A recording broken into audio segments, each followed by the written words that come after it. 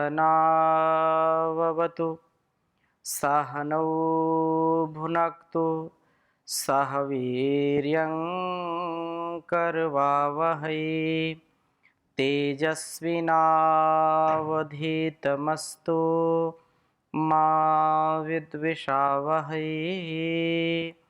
ओम शांति शांति शांति। वैदिक जीवन पद्धति जिसमें हम स्वाध्याय कर रहे हैं, वेदों में मन का स्वरूप। मन हमारा अच्छा है, तन अच्छा है तो वतन भी अच्छा होगा। तन मन का आरोग्य हमको मिले, तन मन हमारा सुंदर हो, श्रेष्ठ हो, उसके लिए नित्य प्रति वेदों का स्वाध्याय परम आवश्यक है। इसलिए कहा वेदो अखिलो धर्म मूलम। वेद सब सत्य विद्याओं का पुस्तक है। वेद का पढ़ना पढ़ाना, सुनना सुनाना तथा अपने आचरण में लाना हम सभी श्रेष्ठ जनों का, आर्यों का परम कर्तव्य है।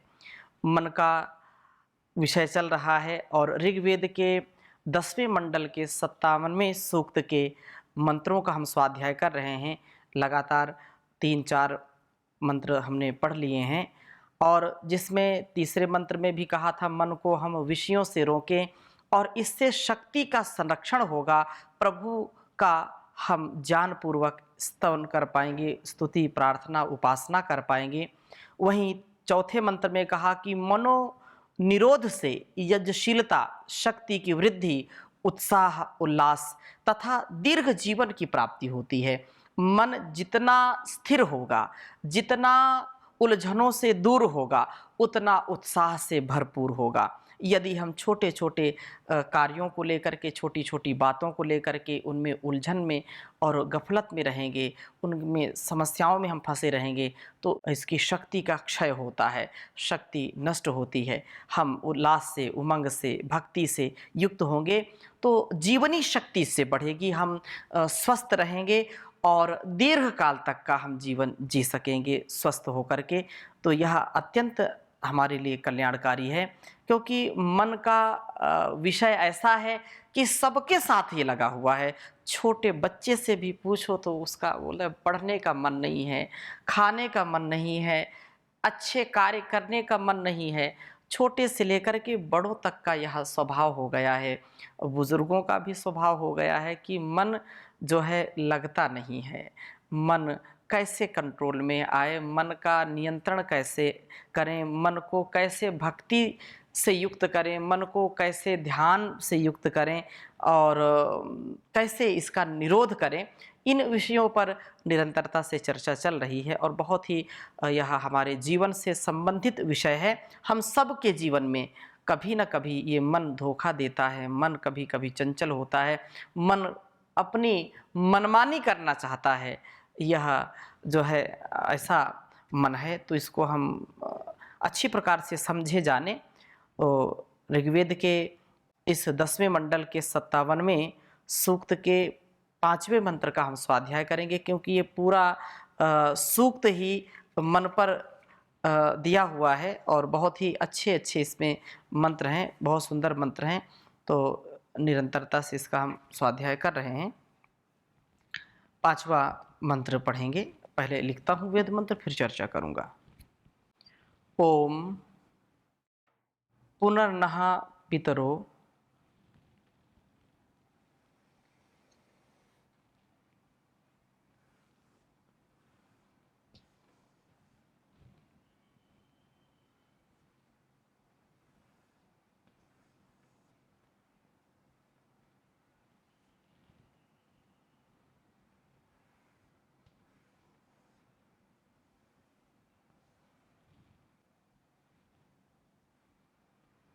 पुनर्नः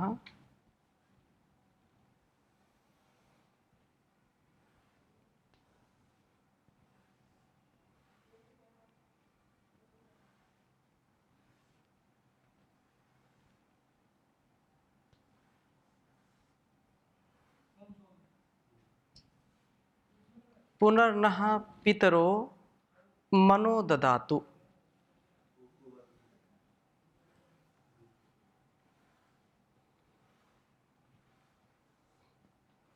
मनो ददातु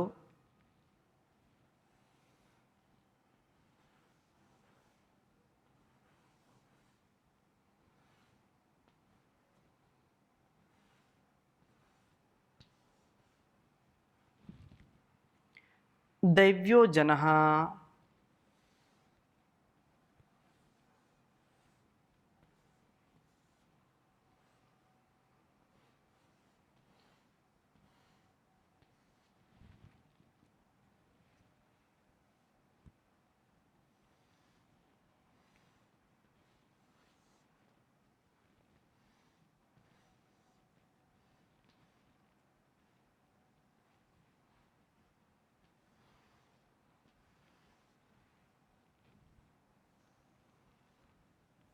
दैव्यो जनः जीवं व्रातं सचेमहि।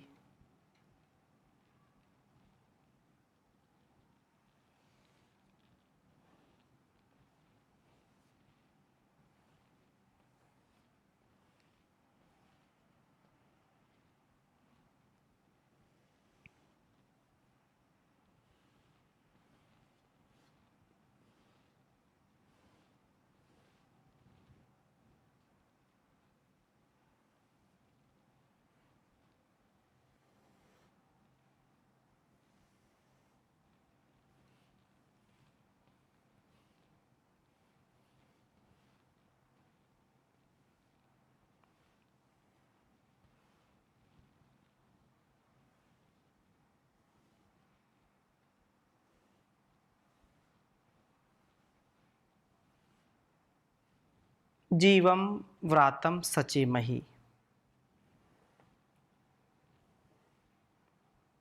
ऋग्वेद के 10वें मंडल के 57वें सूक्त के 5वें मंत्र का स्वाध्याय हम कर रहे हैं। ओम पुनर्नः पितरो मनो ददातु दैव्यो जनः जीवं व्रातं सचेमहि। ओम पुनर्नः पितरो मनो ददातु दैव्यो जनः जीवं व्रातं सचेमहि। बहुत ही सुंदर भाव इस वेद मंत्र का है। पितरः ज्ञान प्रदान के द्वारा जो रक्षणात्मक कार्यों में लगे हुए पितर, नः हमें पुनः फिर से मनः मन को ददातु दें। पितरों के संपर्क में आकर उनके जीवन के अनुसार अपने जीवन को बनाते हुए हम मन को भटकने से रोक सकें। अर्थात ज्ञान का जो आधान हमारे पितरों से, हमारे बड़ों से, हमारे पूर्वजों से, ऋषि मुनियों से हमको जो मिला है, और उन सब के मूल में जो उस परमपिता परमेश्वर का ज्ञान है जो सबके अंदर एक समान है, उस ज्ञान से युक्त होकर के पितरों के, महापुरुषों के सन्निधि में, उनके संपर्क में आकर के हम अपने जीवन को सुंदर बनाएं और उस जीवन को सुंदर बनाने के लिए मन को भटकाव से बचाएं। हमको मन पर नियंत्रण करने का सामर्थ्य प्राप्त हो जाए, हम मन का नियमन कर सकें, मन को भूल से भी कभी इधर उधर न जाने दें, क्योंकि ये मन बड़ा पापी है। परो पे ही मनस पापा, वेद में आगे सुनने को मिलेगा कि अरे मेरे मन के पापों, मेरे से दूर हट जाओ, मेरे से परे हटो। इतना यह प्रभावशाली मन है, इसको हम कैसे पापों से बचाएं, कैसे भूल और भटकाव से बचाएं, उसके लिए कहा कि हम ऐसी शक्ति हमारे अंदर, हमारे ज्ञान में और परिपक्वता, हमारे जो है बड़ों से जो ज्ञान मिला है, गुरुओं से जो ज्ञान मिला है, जो उस परमपिता परमेश्वर से मिला है, उस ज्ञान के बल से हम इस मन को भटकने से बचाएं। दैव्यः जनः, देव की ओर चलने वाले लोग भी हमें फिर से मन को प्राप्त कराएं। उस देव, उस प्रभु की ओर चलना मन को निरुद्ध व उत्तम बनाने का सुंदर साधन है। प्रभु के स्तोत्रों का जप मनोनिरोध के साधन के रूप में बहुत उत्तम है। अर्थात मनोनिरोध का साधन बनता है ईश्वर का जप, उसका गुणगान करना, उसकी भक्ति करना, नाम का सुमिरन करना। प्रकृति की ओर जाने से मन अधिकाधिक भटकता है और प्रभु की ओर चलने से यह मन शांत होता है। प्रभु का जो आनंद है, प्रभु की भक्ति का जो आनंद है, जो उत्तम सुख है, वो इस संसार के किसी भी पदार्थ में है ही नहीं। सारे संसार का पदार्थ एक व्यक्ति को दे दिया जाए, सारे धन संपत्ति ऐश्वर्य यश कीर्ति उसको दे दी जाए और उससे बोला जाए तुम पूर्ण संतुष्ट हो गए, तुम आनंद में हो, तुमको किसी प्रकार की कोई कमी है क्या, तो वह व्यक्ति पिपास ही रहता है, वो कभी अपिपास नहीं होता। वह, उसकी प्यास कभी समाप्त होती नहीं, वह कभी भी इससे तृप्त होता ही नहीं। संसार के भोगों से, संसार के ये जो भोग्य सामग्री है, संसार की चकाचौंध से व्यक्ति कभी तृप्त नहीं हो सकता, जीवन समाप्त हो जाता है। भोगान भुक्ता वयमेव भुक्ता, तपो न तप्तं वयमेव तप्ता, कालो न यातो वयमेव याता, तृष्णा न जीर्णा वयमेव जीर्णाः। भोगा न भुक्तम वयमेव भुक्ता, अर्थात इस संसार का भोग भोग करके व्यक्ति कभी तृप्त नहीं होता, खुद ही भोगों के द्वारा भोग लिया जाता है। तो कैसे इससे हम अपने आप को दूर करें, उसका एक उपाय है कि उस प्रभु की जो आज्ञा है, जो महापुरुषों का, ऋषियों का जो ज्ञान है, उस ज्ञान का आधान अपने स्वभाव में हम करें, तो उससे फिर धीरे धीरे इससे प्रकृति से हम जो है अलग प्रभु की ओर जाएंगे। प्रकृति से जाने का मतलब क्या है? प्रकृति से अपने आप को अलग करने का मतलब क्या है? जब तक जीवन है प्रकृति से हम अलग नहीं कर सकते अपने आप को, लेकिन इसका तात्पर्य ये है कि इस प्रकृति के चकाचौंध में अपने आप को हम फंसाते नहीं हैं, हम उलझाते नहीं हैं। इस प्रकृति की जो चमक है इस पर हम धोखा नहीं खाते हैं, इसलिए इसको कहते हैं कि प्रकृति से दूर रहना, अर्थात प्रकृति के आकर्षण में फंसना नहीं। ये क्योंकि ये जो सारी प्रकृति है ईश्वर की प्रकर्षण कृति, जो प्रकृष्ट उसकी रचना है, लेकिन यह रचना प्रभु ने की है हमारे जीवन को सुंदर बनाने के लिए। अपने निशान उसने छोड़े हैं, उसके ये ध्वज फहरे हुए हैं, ये पर्वत, ये जो है नदी नाले, ये जो सूर्य चंद्र, ये खिलते हुए फूल और जो है कितने प्रकार के रसीले फल, ये फल फूल कंद मूल, ये सब कुछ उसी का गुणगान कर रहे हैं। तो हम उसकी ओर जाने का प्रयास करें। प्रकृति ने जो दिया है या ईश्वर ने जो प्रकृति बनाई है अपनी ओर बुलाने के लिए, लेकिन हमने मन को ऐसा इसमें लगा दिया कि हमने उसको भुलाने का काम किया है। हम इससे बचें और प्रभु का जो सुमिरन है, उस प्रभु के सुमिरन से मनोनिरोध करें और अधिकाधिक जो जप है उस जप से प्रकृति की ओर से हमारा जो है डिटैचमेंट होगा और परमात्मा के प्रति अटैचमेंट होगा। तो हम इस प्रकार से जो जीवन है उसको हम सुंदर बना सकते हैं। मन को निरुद्ध करके हम जीवम व्रातम सचे मही, जीवन के साधनभूत व्रत समूह को सचे मही अपने साथ जो है संगत करें। व्रत में मन को लगाएंगे तो यह भटकने से रुकेगा ही। ये व्रत हमारे जीवन को सुंदर बनाने वाले होंगे। व्रत से व्यक्ति का व्यक्तित्व, उसका जो संकल्पकृत हो जाता है, तो उसका जो जीवन है वो अत्यंत श्रेष्ठ हो जाता है। बिना व्रत के कभी भी हमको सफलता नहीं मिल सकती है। इसलिए यहाँ बहुत सुंदर बात कही है कि जीवम व्रातम सचेमहि। जो अपने मन को प्रभु की भक्ति में लगा देता है, प्रभु की ओर मोड़ देता है प्रकृति से हटा करके, तो वह जीवन के साधनभूत व्रत समूह को अपने साथ संगत करके व्रत के साथ जीवन को जीता है। और जो है जीवन की सुंदरता इसी से है हमारे। और इस प्रकार से जीवन सुंदर बने, उत्तम बने। पितरों व देव लोगों के अनुगमन से मन हमारा निरुद्ध होता है। जैसा हमारे ऋषियों ने जीवन जिया है, ऋषिराम चरितम सत्यम महाजनो येन गता सपंथा।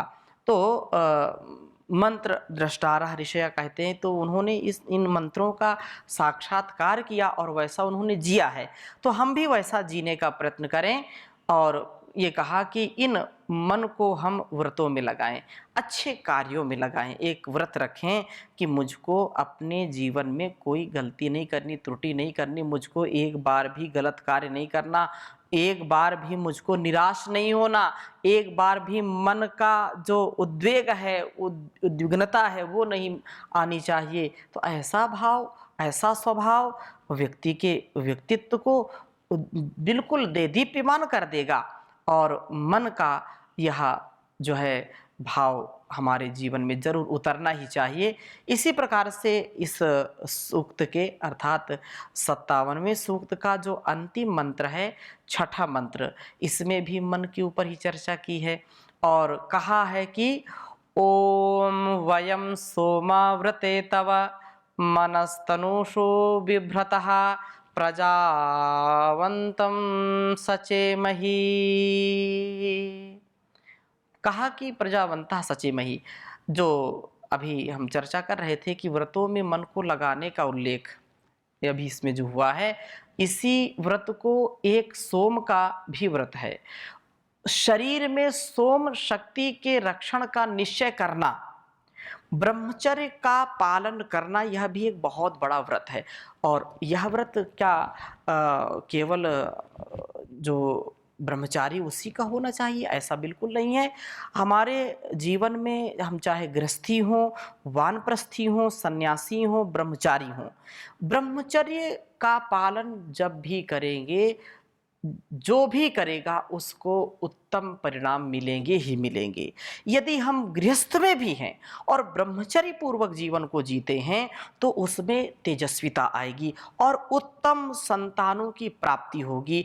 गृहस्थ का मतलब भोग विलासिता नहीं है कि कुछ लोग कहते हैं नहीं गृहस्थ हो गए तो बस इसी में मस्त रहें, ऐसा बिल्कुल नहीं है।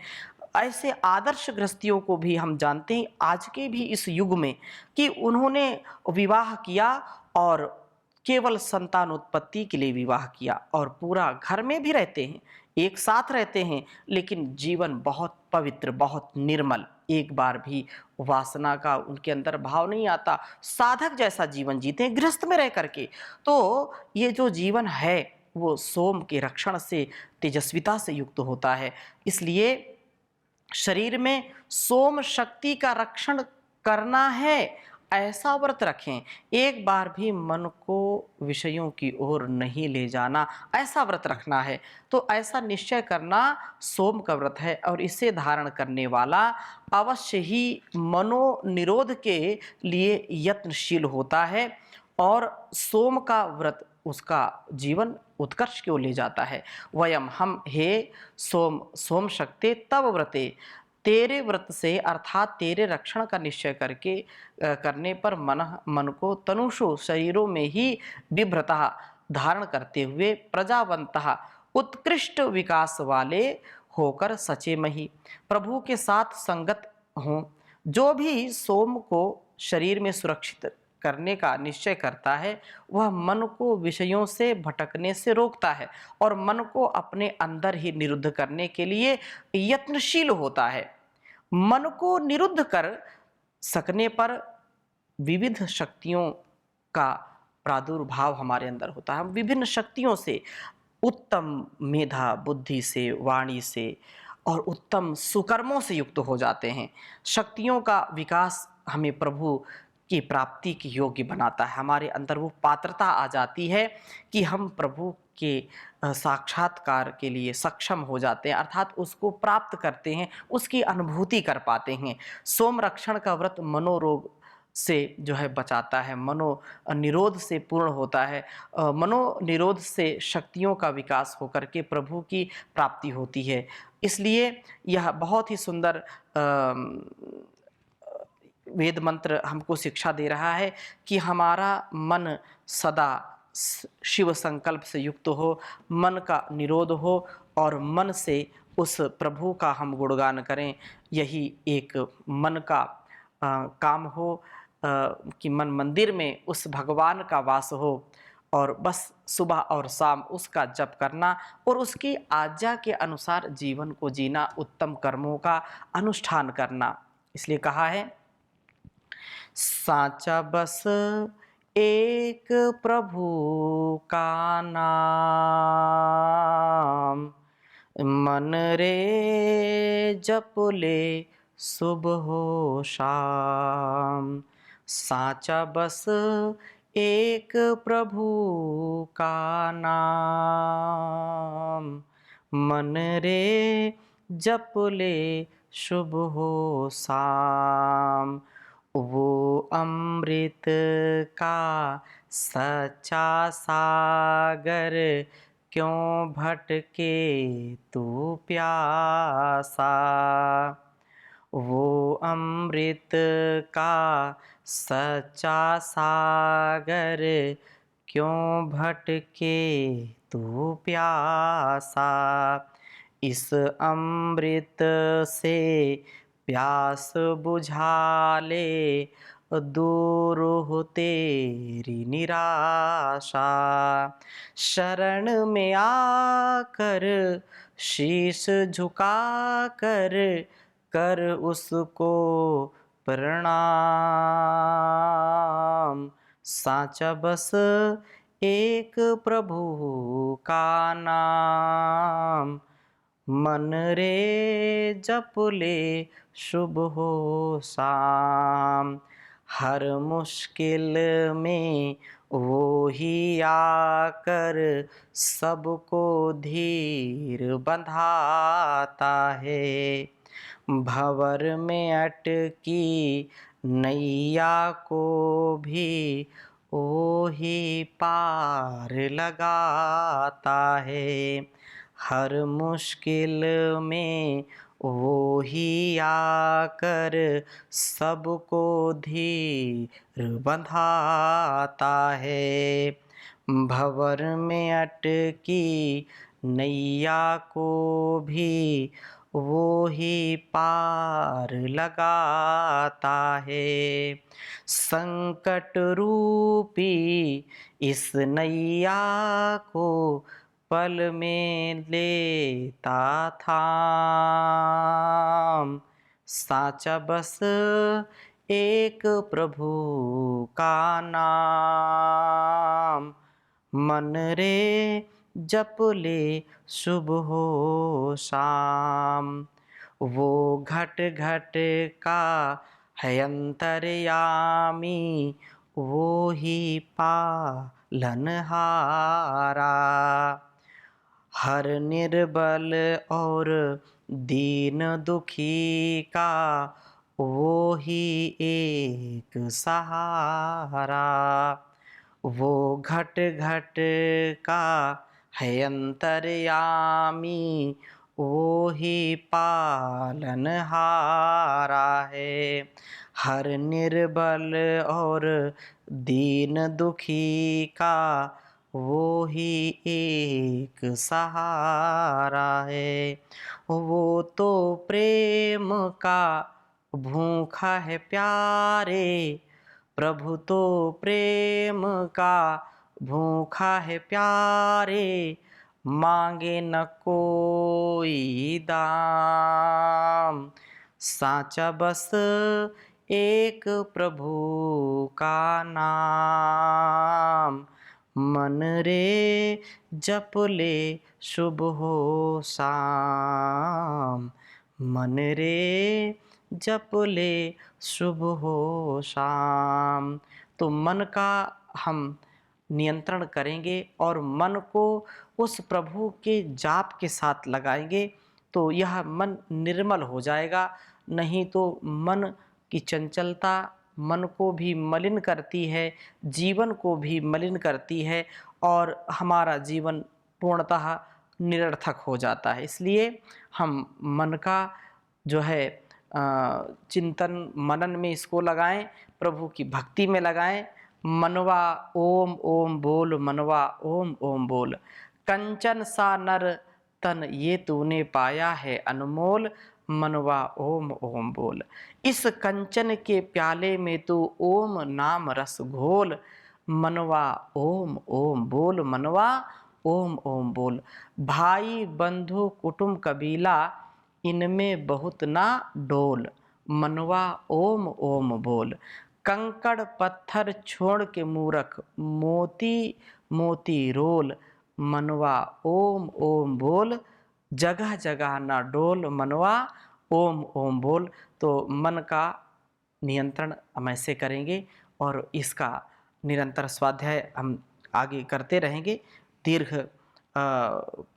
जो ज्ञान हमको इस वेद से और अलग अलग संदर्भों से हमको जो मन के ऊपर चर्चा सुनने को समझने को मिल रही है, अत्यंत यह लाभकारी होगी। इन्हीं शुभकामनाओं के साथ, मंगलमय कामना के साथ यहीं पर विराम लेते हैं। ओम शांति शांति शांति।